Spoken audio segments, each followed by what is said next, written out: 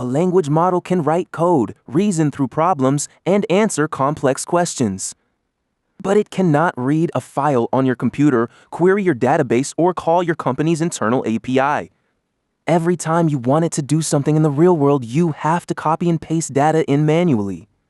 The Model Context Protocol fixes this. It gives language models a standardized way to connect to external tools and data sources.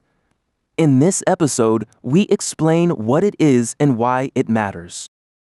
The core problem is isolation. A language model runs in a sandbox. It knows what was in its training data and what you put in the prompt, nothing else. To get it to work with your files, you paste them in. To get it to work with your database, you write a query yourself and paste the results. This breaks down immediately for large data sets, real-time data, or anything that changes frequently. Every team ends up building their own one-off integration. MCP replaces all of that with one standard protocol. MCP stands for Model Context Protocol. It is an open standard published by Anthropic in November 2024 that defines exactly how a language model communicates with an external tool or data source. It is built on JSON RPC 2.0, a lightweight remote procedure call protocol, and runs over standard input and output or HTTP with server-sent events. It is model agnostic, meaning it works with Claude, GPT, Gemini, or any other model. The best analogy is USB. Before USB, every device had a different connector. USB standardized the interface. MCP does the same for AI tools. Function calling already lets models call tools, so why do we need MCP? With function calling, you define tools inline in your API request, in a format specific to each model provider. If you want the same tool to work with Claude and GPT, you write two different definitions.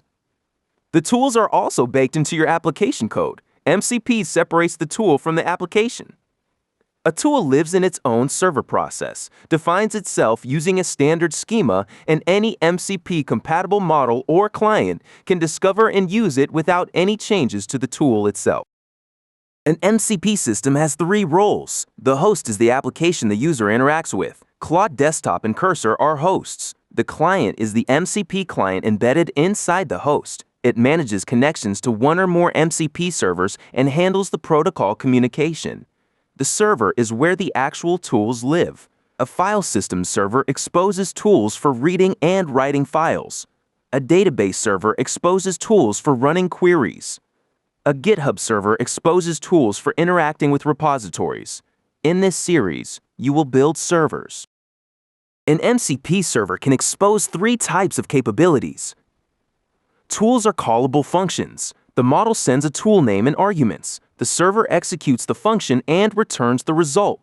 Resources are data objects the model can read, like the contents of a file or the result of a database query. Prompts are reusable prompt templates with parameters that the host application can inject. Most servers you build in this series will primarily expose tools, which is the most powerful and commonly used capability. MCP matters for developers because it dramatically reduces the cost of integrating AI into real workflows. Build a tool once as an MCP server and it works in Claude Desktop, Cursor, VS Code, and any other MCP-compatible host without modification. The ecosystem already has hundreds of open-source servers for GitHub, Slack, databases, Jira, and more. Connecting those to an AI assistant is now a configuration change, not an engineering project. Knowing how to build and deploy MCP servers is becoming one of the most practical AI skills a developer can have.